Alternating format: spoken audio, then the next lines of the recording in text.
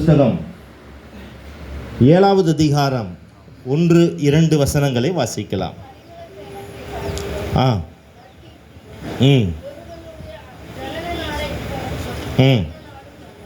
ஒருவனுடைய ஜனன நாளை பார்க்கிலும் மரண நாள் நல்லது என்று வேதம் சொல்லுகிறது. 2வது வசனம் வாசிங்க. சந்தோஷமாக இருக்கக்கூடிய ஒரு வீட்டிற்கு போவதை பார்க்கிலும் துக்க வீட்டிற்கு போவது நல்லது என்று வேதம் சொல்லுகிறது. பாருங்க, ஒரு மனிதனுடைய இயல்பான மனநிலை என்னவோ அந்த இயல்பான மனநிலைக்கு எதிரடையாகத்தான் வேதம் பேசும். எப்பவுமே அதை நம்ம புரிஞ்சுக்கலாம். ஏன் அப்படின்னாக்கா, ரட்சிக்கப்படாத நிலையிலே பாவத்திலிருந்து பிறப்பிக்கப்பட்ட மனிதனாய் நாம் இருக்கிறபடியினாலே நம்முடைய இருதயம் இந்த மண்ணோடு கூட ஒட்டி கொண்டிருக்கிறது. ஆகவே அதற்குரிய ஆசைகள், அதற்குரிய விருப்பங்கள் தான் நம்முடைய இருதயத்தில் இருக்கும். வேதத்தின்படியான விருப்பங்கள் நம்முடைய இருதயத்தில் எழுவது ரொம்ப கடினம். அதனால தான் வேதம் சொல்லுகிறது துக்க வீட்டிற்கு போவது நல்லது. நம்ம எப்போவாது அப்படி நினச்சிருக்கிறோமா? பர்த்டே பார்ட்டிக்கு போனால் கேக் கிடைக்கும், பிரியாணி கிடைக்கும். துக்க வீட்டுக்கு போனால் எல்லாரும் அழுவாங்க இல்லைங்களா? ஆனால் அழுகிறவர்களோடு அழுவதற்காகத்தான் தேவன் மனிதனை உண்டாக்கி இருக்கிறார். நம்முடைய தேவன் ஐக்கியத்தின் தேவன், ஒரு ஐக்கியத்தை விரும்புகிறவர். அதனால தான் அவர் எப்பொழுதும் மனிதன் தன்னோடு கூட இருக்க வேண்டும் என்று சொல்லி விரும்பித்தான் ஏதேன் தோட்டத்தில் மனிதனை அவர் உண்டாக்கினார். அப்போ அந்த ஐக்கியத்தின் தேவன் அவர் விரும்புகிறது என்ன? அழுகிறவர்களோடு அழுக வேண்டும், துக்கமாக இருக்கிறவர்களுக்கு ஆறுதல் சொல்லும்படியாக நாம் இருக்க வேண்டும். நம்ம ஸ்கூலில் படிக்கும்போது கதை படிச்சிருப்போம். ஆபத்தில் உதவுபவனே அருமையான நண்பன்னு சொல்லி ஒரு கரடியை வச்சு ஒரு கதை படிச்சிருப்போம். உண்மையாகவே நல்ல நேரங்களிலே, நாம் நல்லா வாழ்கிற காலங்களில் அநேகர் நம்மோடு கூட இருப்பாங்க. ஆனால் துக்கப்படுற நேரத்தில் தான் யார் உண்மையாக நம்ம நேசிக்கிறவங்கன்னு நம்ம தெரிஞ்சுக்க முடியும். அதனால தான் உண்மையாய் நேசிப்பதற்காக அப்படிப்பட்ட மனிதர்களை உருவாக்க வேண்டும் என்று சொல்லித்தான் தேவன் இதை சொல்கிறார். துக்க வீட்டிற்கு போவது நலம். இன்னொரு காரியம் இருக்குது. துக்க வீட்டுக்கு போவது ஏன் நல்லதுன்னு ஆண்டவர் சொல்றாருன்னா, தொடர்ந்து வாசிங்க. இதில் எல்லா மனுஷருடைய முடிவும் காணப்படும், உயிரோடு இருக்கிறவன் இதை தன் மனதிலே சிந்திக்க கடவன். அப்படின்னா துக்க வீட்டுக்கு போகும் பொழுது அங்கே ஒரு நபர் மரித்து விட்டார், எல்லாருடைய முடிவும் அதில் காணப்படும். அப்படின்னா நம்ம எல்லாரும் நிச்சயமாய் ஒரு நாள் மரிக்க போகிறோம். இந்த பூமியில் ஒரு குழந்தை பிறக்குது. அந்த குழந்தை பிறந்தது அப்படின்னா ஒன்று மாத்திரம் நிச்சயம், அந்த குழந்தையுடைய வாழ்க்கையில் அது பெருசாகி அது விருப்பப்படி வேலைக்கு போகுதோ, அல்லது அப்பா அம்மா விருப்பப்படி வேலைக்கு போகுதோ, இல்லை ரெண்டும் இல்லாமல் ஏமாற்றிட்டு சுற்றுதோ, அதெல்லாம் ஒரு பக்கம். ஆனால் பிறந்த எந்த குழந்தையாக இருந்தாலும் அதனுடைய வாழ்க்கையில் ஒன்று மாத்திரம் நிச்சயம், அது நிச்சயமாய் ஒரு நாள் மரணிக்க போகிறது. காரணம் என்ன அப்படின்னா, வேதம் சொல்லுகிறது, எபிரேயர் 9ஆம் அதிகாரம் 27வது வசனத்தில், மனிதன் பிறப்பதும் ஒரே முறை மரிப்பதும் பின்பு நியாய தீர்ப்பு அடைவதும் அவனுக்கு நியமிக்கப்பட்டிருக்கிறது.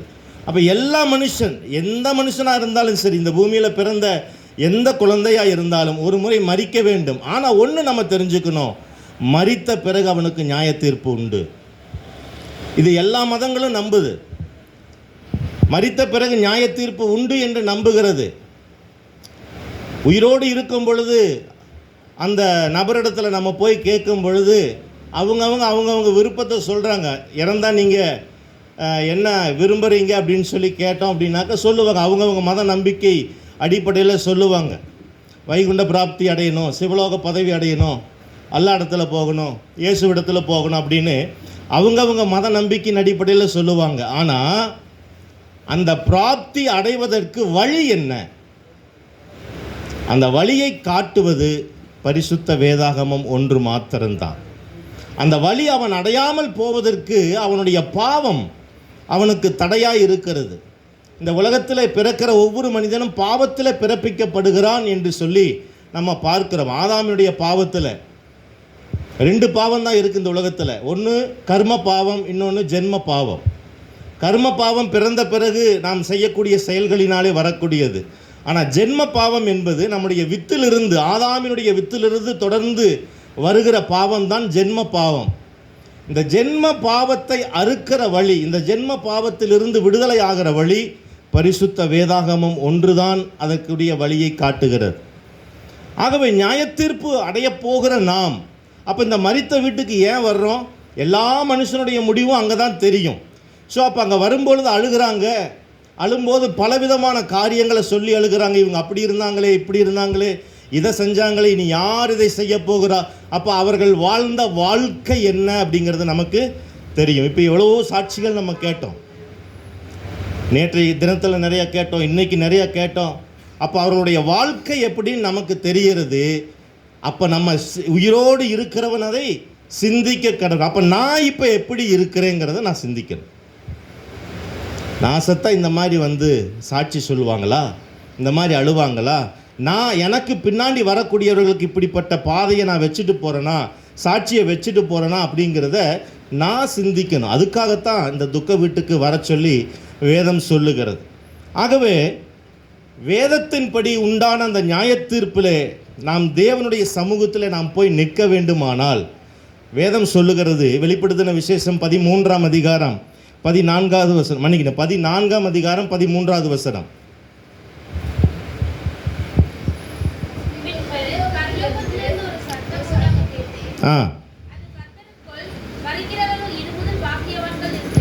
கர்த்தருக்குள் மரிக்கிறவர்கள் இது முதல் பாக்கியவான்கள் என்று எழுது என்று பரலோகத்திலிருந்து ஒரு சத்தம் உண்டானது.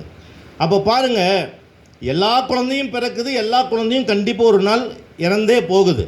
ஆனால் எப்படி இறக்கிறது என்பதுதான் முக்கியம். வேதம் சொல்லுகிறது கர்த்தருக்குள் மரிக்கிறவர்கள் பாக்கியவான்கள். சங்கீதத்தில் அதே தான் வாசிக்கிறோம், கர்த்தருக்குள் மரிக்கிறவர்கள் பாக்கியவான்கள். அப்போது நான் மரிப்பது கர்த்தருக்குள் மரிக்கிறேனா என்பதை மாத்திரம் நம்ம சிந்தித்து பார்த்தோம்னா போதும். நம்மளுடைய ஈடேற்றம், அதாவது நம்முடைய முடிவு நித்தியத்திற்கா அல்லது வேறு எங்கே அப்படிங்கிறத நம்ம முடிவு பண்ண முடியும். ஆனால் நம்மை மீட்டு நம்மை நித்தியத்துக்கு கொண்டு போக வேண்டும் என்பது தான் ஆண்டவராகிய இயேசு கிறிஸ்துவினுடைய விருப்பம். அதனால தான் அவர் சொன்னார், 1 யோவான் 2ஆம் அதிகாரம் 25வது வசனத்தில் அவர் கொடுத்த வாக்கு தத்தம் நித்திய ஜீவனை உங்களுக்கு அளிப்பேன் என்பது அவர் நமக்கு கொடுத்த வாக்கு தத்தம். அந்த நித்திய ஜீவனை பெற்றுக்கொள்வதற்குரிய வழியையும் அவர் சொன்னார். யோவான் சுவிசேஷம் 6ஆம் அதிகாரம் 54வது வசனத்தில் நம்ம வாசிக்கிறோம். யோவான் சுவிசேஷம் 6ஆம் அதிகாரம் 54வது வசனம். என்னுடைய மாமிசத்தை புசித்து என் இரத்தத்தை பானம் பண்ணுகிறவனுக்கு நித்திய ஜீவன் உண்டு. அவருடைய மாமிசத்தை புசித்து அவருடைய இரத்தத்தை பானம் பண்ணுகிறவர்கள். இது என்ன அடையாளம்? இது இயேசு கிறிஸ்து நமக்கு அடையாளமாய் வைத்து போன திருப்பந்தி என்கிற திருவிருந்து. அப்போது அவருக்கு அவருடைய மாமிசத்துக்கு அடையாளமாக இருக்கிற அந்த அப்பத்தையும் அவருடைய இரத்தத்திற்கு அடையாளமாக இருக்கிற அந்த ரசத்தையும் அவரை நினைவு கூறும்படி 1 கொரிந்தியரில் நம்ம வாசிக்கிறோம், என்னை நினைவு கூறும்படி நான் வரும் அளவும் இதை ஆசரியுங்கள் என்று சொன்னார். அப்போது இயேசு கிறிஸ்து நமக்கு அதுலேயும் பாருங்கள், இயேசு கிறிஸ்து அவரோடு கூட இருக்கிற ஐக்கியத்தை வெளிப்படுத்தும்படியாகத்தான் அதை நமக்கு நியமித்து போயிருக்கிறார். அப்போ நம்ம செய்ய வேண்டிய காரியம் என்ன?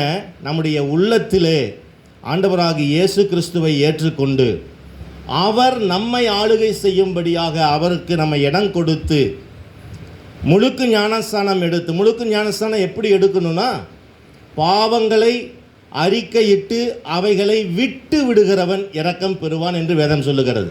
அப்போ நம்முடைய பாவங்களை நீங்கள் எந்த மனுஷனிடத்துலையும் சொல்ல வேண்டாம், பாவ சீட்டு வாங்க வேண்டாம், தேவனிடத்திலே தேவ சமூகத்திலே அறிக்கை செய்து அதை விட்டு விடும் பொழுது தேவன் அதை நமக்கு மன்னிக்கிறவராய் இருக்கிறார். அப்படி அவருடைய மன்னிப்பை பெற்று முழுக்கு ஞானஸ்தானம் எடுத்து அவருடைய திருப்பந்தியிலே நாம் ஐக்கியப்படும் பொழுது தேவன் நமக்கு நித்திய ஜீவனை தருகிறவராய் இருக்கிறார். அந்த வசனம் வாசித்து முடிச்சிடுங்க. 54. ம் ம் ம் நான் அவனை கடைசி நாளில் எழுப்புவேன். அப்படிப்பட்ட அந்த நித்திய ஜீவனுடைய உறுதியை நாம் பெற்றிருப்போம். என்ன, ஒருவேளை இங்கே சரீர பிரகாரமாக நம்ம மரித்தாலும் அவர் வரும் பொழுது, எக்கால சத்தம் துணிக்கும் பொழுது அந்த சத்தத்தை கேட்கிறவனாக தேவன் என்னை எழுப்புவார். அவரை முகமுகமாக மத்திய ஆகாயத்தில் நான் சந்திக்கிறவனாக காணப்படுவேன். ஆகவே இப்படிப்பட்ட பாக்கியத்தை பெறுகிறவர்களாக நாம் மாற வேண்டும் என்பதுதான் தேவனுடைய விருப்பம், அருமையான தாயாருடைய உள்ளத்தின் ஆழமான வாஞ்சியும் அதுதான். அதனால தான் தேவ பிள்ளைகளுக்கு, ஜெபிக்கிறவர்களுக்கு அவ்வளவு காரியங்களை அவங்க பார்த்து பார்த்து செய்கிறதுனுடைய நோக்கம் இந்த மேன்மையை அவர்கள் உணர்ந்ததினால தான். ஆகவே அவருடைய இந்த துக்க நிவர்த்தி கூட்டம், இது ஆறுதல் கூட்டம், துக்க நிவர்த்தி கூட்டம்னு நம்ம சொல்கிறோம். ஆனால் அது பெயருக்காகத்தான் சொல்லப்படுகிறது. உண்மையிலேயே இது என்னென்னா ஸ்தோத்திர கூட்டம்தான். தேவன் இந்த பூமியில் இருக்கிற காலங்கள் வரைக்கும் அவரை நல்லபடியாக வைத்தார், எல்லா தேவைகளையும் சந்தித்தார், போதுமானவராக இருந்தார். நல்ல முறையில், அதாவது பலத்தின் மிகுதியில் 80 அப்படின்னா 80க்கு மேலே வர்றதெல்லாம் தேவ கிருபை. இப்போ தேவ கிருபையில் 18 ஆண்டுகள் அவங்க வசித்து இப்போ தேவனுடைய இளைப்பாறுதலுக்குள்ளாக போயிருக்கிறாங்க. ஆகவே ஆண்டவருக்கு நன்றி சொல்லும்படியாகத்தான் நம்ம கூடியிருக்கிறோம். அதுதான் தேவனுடைய சித்தமும் கூட. 1 தெசலோனிக்கேயரில் நம்ம அதுதான் வாசிக்கிறோம், நீங்கள் எல்லாவற்றிலேயும் ஸ்தோத்திரம் செய்யுங்கள் என்று தான் வேதம் நமக்கு சொல்லுகிறது. ஆகவே நம்முடைய இருதயத்தை நம்ம இந்த நேரத்தில் நம்ம சிந்தித்து பார்ப்போம். அருமையான தாயாருடைய அந்த நினைவை வைத்து நம்ம ஆண்டவரை நன்றி சொல்லி ஸ்தோத்தரிக்கக்கூடிய இந்த வேளையில் என்னுடைய இருதயம் எப்படி இருக்கிறது? என்னுடைய மரணம் எப்போ வேணாலும் சம்பவிக்கலாம்.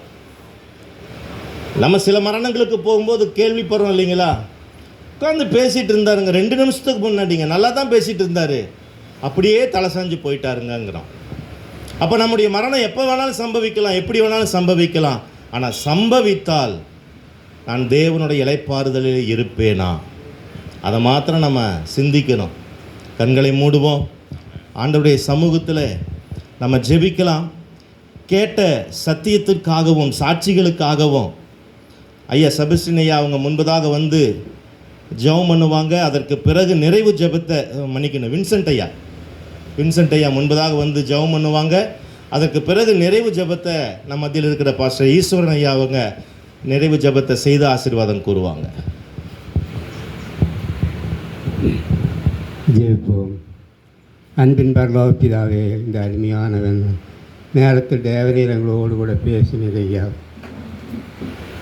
வேத வாக்கியங்கள் எல்லாம் தேவனுடைய ஆவியினால் எழுதப்பட்டது என்ற பிரகாரம் தேவ மனுஷர்கள் பேசிய எல்லா வார்த்தைகளும் ஆண்டவரே எங்களுடைய நித்திய ஜீவனுக்கு அடிப்படையாக கொண்டு கொடுக்கப்பட்டபடியினாலே அவருடைய வார்த்தையை கேட்டு விசுவாசித்து பாவ மன்னிப்பின் நிச்சயத்தை பெற்றுக்கொண்டு கிறிஸ்துவுக்காக வாழ்ந்து கிறிஸ்துவுக்குள் மரிக்கிறவன் கிறிஸ்துவோடு கூட வாழ்வான் என்று சொன்ன வாக்குத்தத்தின் பிரகாரம் இங்கு கூடி வந்திருக்கிற ஒவ்வொரு பிள்ளைகளும் கேட்ட இந்த வசனம் அவர் நியாயத்திற்கு நாளில் கத்தாவே அவர்களுக்கு கேள்வியாக இராதபடி தேவன் அங்கீகரிக்கிற ஒரு காரியமாக இருக்கும்படியாக இந்த வாழ்கிற கொஞ்ச நாள் இந்த உலகத்தில் உமக்காக சாட்சியாக வாழ்ந்து நித்திய ஜீவித்தை நாங்கள் அடையும்படிய பரிசுத்தாவியானவர் எங்களுக்கு உதவி செய்வீராக.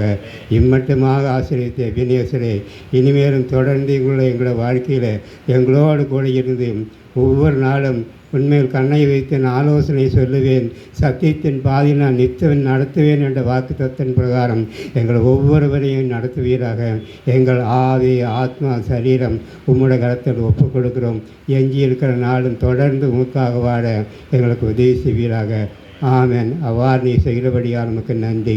கிறிஸ்து இயேசு நாமத்தில் பிதாவே, ஆமேன். கர்த்தருக்கு ஸ்தோத்திரம். பாஸ்டர்களுக்கு ஒரு பிரச்சனை, ஸ்டார்டிங் டபுள் விட இப்போ வந்து எண்டிங் டபுள் நிறைய இருக்குது. ரொம்ப சந்தோஷம். கடைசியாக அருமையான ஜூலிக்காவுடைய கணவர், இந்த வீட்டில் கடைசி பிறந்தவங்க கணவர் ரொசாரியோட முன்னாடி வந்து குடும்பத்தின் சார்பாக உங்கள் எல்லாருக்காகவும் நன்றி சொல்வார்கள். அதற்கு பின்பு நாம் ஜெபித்து இது முடிப்போம். நான் வாங்க. நாமத்துக்கு ஸ்தோத்திரம்.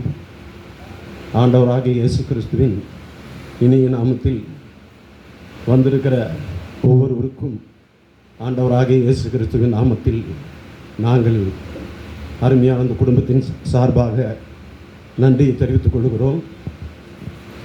நான் ஒரே ஒரு சாட்சி சொல்ல விரும்புகின்றேன். அங்கே மாமியார் தான் அவங்க, ஆனால் நான் வந்து தாயாராக தான் இது வரைக்கும் நான் நினச்சிட்டு இருந்தேன். ஜூலி வந்து ஃபோன் பண்ணுவாங்க, அப்போது என்ன அவங்க விசாரிப்பாங்க, அவர் எப்படி இருக்கிறாரு, அவர் வேலைக்கு போனாரா, அவர் நல்லா இருக்கிறாரா, வீட்டில் சாப்பாடு இருக்காமா, ஜாமானெல்லாம் இருக்கா, நீங்கள் நல்லா இருக்கிறீங்களா, எல்லாமே அருமையாக விசாரிப்பாங்க. சாட்சின்னு சொல்கிறது இயேசு இந்த பூமியில் ஜீவித்த நாட்களில் சொன்னார், என்னுடைய சாட்சி மெய்யான சாட்சி, நான் கண்டதை குறித்தும் கேட்டதை குறித்தும் நான் சாட்சி சொல்லுகிறேன் என்று சொன்னார். அருமையான இந்த தாயாருடைய ஜீவித்தில் நான் கண்ட காரியம் என்னவென்று சொன்னால், அவர்கள் ஒரு பரிசுத்தவானாக ஜீவித்தார்கள், ஒரு உண்மையுள்ளவர்களாக இருந்தார்கள். அருமையான இந்த குடும்பத்துக்கு நல்ல ஒரு தாயாக இருந்தார்கள். அவர்களுக்கு மட்டும் நல்ல ஒரு சரீர சுகம் இருக்கும் என்று சொன்னால் பஸ்ஸில் ஏறி நேராக பிள்ளைகளை பார்க்க வந்திருப்பார்கள். அந்த பாக்கியம் அவர்களுக்கு கிடைக்கவில்லை. எனக்கு என்ன சந்தோஷம் என்று சொன்னால், அவர்கள் மரிக்கவில்லை, அவர்கள் கர்த்தருக்குள் நித்திரை இருந்திருக்கிறார்கள். எக்கால சத்தம் தொனிக்கும், அப்பொழுது அவர் ஒரு நாள் உயிரோடு இருந்திருப்பார்கள். நானே அன்றைக்கு வீட்டில் வந்து பேசி கொண்டு இருக்கும் பொழுது யாரோ 2 பேர் வந்து என்னை கூப்பிட்றாங்க அப்படின்னாங்க. அப்போ நான் சொன்னேன், தூதர்கள் கூப்பிட்றாங்க, கூப்பிட்டா நான் வர்றேன்னு சொல்லுவேன் அப்படின்னு சொன்னேன். அப்போ நான் சொன்னேன், இங்கே தான் நமக்கு கஷ்டம் இருக்குது, ஆனால் அங்கே போனால் நல்லா சாடி குதித்து ஆண்டவரோடு நம்ம சந்தோஷமாக இருக்கலாம், அதனால் நீங்கள் கவலைப்படாதீங்க அப்படின்னு சொன்னாங்க. ஒரு அருமையான ஒரு தாயாரை நம்ம வந்து இழந்திருக்கிறோம், நம்ம நினைக்கிறோம். அருமையான அந்த குடும்பத்தில் அப்படி ஒரு இருக்கலாம். இந்த 98 வயசு வரைக்கும் அற்புதமாக, அதிசயமாக, ஆச்சரியமாக தகப்பனை போல தேற்றி, தாயை போல சுமந்து இந்த வனாந்தரமான பாதையில் அருமையாக ஆச்சரியமாக அவர்களை கர்த்தர் வழி நடத்தினார். அருமையான பிள்ளைகளை கொடுத்தார். அவர்கள் மூலியமாக அருமையான இந்த குடும்பத்துக்கு ரட்சிப்பையும் கொடுத்திருக்கிறார். அல்லேலூயா. கர்த்தர் இந்த குடும்பத்தில் பெரிய காரியத்தை செய்திருக்கிறார். அல்லேலூயா. அதனால் என்னுடைய சாட்சி நான் முடித்துக் கொள்கிறேன். உங்களுக்கெல்லாம் ஆகாரம் நாங்கள் ஆயத்தம் பண்ணி வைத்திருக்கிறோம். அருமையானது குடும்பத்தார் ஆயத்தம் பண்ணி வைத்திருக்கிறார்கள். நீங்கள் சாப்பிட்டு அருமையானது குடும்பத்தை வாழ்த்துமாறு கேட்டுக்கொள்கிறோம். அதுபோல் எங்களுடைய ஏதாவது குற்றங்கள் குறைகள் எங்களுடைய ஜீவிதத்தில் இருக்குமானால் கிருபையாய் மன்னிக்குமாறு கேட்டுக்கொண்டு எங்களுடைய சாட்சியை நாங்கள் முடித்துக் கொள்கிறோம். கர்த்தருடைய பரிசுத்த நாமத்துக்கு ஸ்தோத்திரம். தேங்க்யூண்ணா. கர்த்தர் நல்லவர். ஆமென். அல்லேலூயா. நல்ல சாட்சிகளை கேட்டோம், நல்ல வசனங்களை கேட்டோம். உங்கள்கிட்ட ஒரே ஒரு ரிக்வெஸ்ட்டு, எல்லா விசுவாசிகளும் வீட்டுக்கு போன உடனே 1 கொரிந்தியர் 15ஆம் அதிகாரத்தை வாசிக்கணும். எல்லா விசுவாசிகளும் எல்லா பாஸ்டர்களும் வீட்டில் போய், நீங்கள் ரட்சிப்பை தான் கேட்டீங்க, எனக்கு தெரிஞ்சு ரட்சிக்கப்பட்டவங்க நிறைய இருக்கிறீங்க. ரட்சிக்கப்பட்டவங்களாம் வீட்டில் போய் 1 கொரிந்தியர் எத்தனாம் அதிகாரம் வாசிக்கணும்? 15ஆம் அதிகாரத்தை வாசிக்கணும். அங்கே ரட்சிக்கப்பட்டவனுக்கு என்ன நடக்கும்னு அங்கே எழுதியிருக்குது. சோத்திரம். என்ன நடக்குன்னு அங்கே எழுதியிருக்கு. நாம் தினந்தோறும் வாசித்தால் அது நமக்கு நம்பிக்கையை கொடுக்கும். விசுவாசத்தின் தாய், ஜெபிக்கிற அம்மா, உபசரிப்பிக்கிற அம்மா, அந்த சுபாவம் நமக்குள்ளே வந்தால் நாம் இன்னும் இந்த தேசத்தில் அநேகரை கிறிஸ்துவுக்குள்ளாக நாம் ஆதாயப்படுத்த முடியும். தலைகளை தாழ்த்தி கண்களை மூடி நாம் எல்லாரும் உடனே எழுந்து நின்று நாம் ஜெபிப்போம். எல்லாரும் ஜெபிப்போம். ஆண்டவரே, இந்த விசுவாச தாயை போல வாழ்கிற கிருபையை இந்த வசனத்தை கேட்ட இந்த நாளில் இந்த ஸ்தோத்திர கூட்டத்துக்கு வந்த ஒவ்வொருவருக்கும் கொடுங்க ஆண்டவரே. அந்த விசுவாச வாழ்க்கை எங்களுக்குள்ளே கிரியை செய்யட்டும்.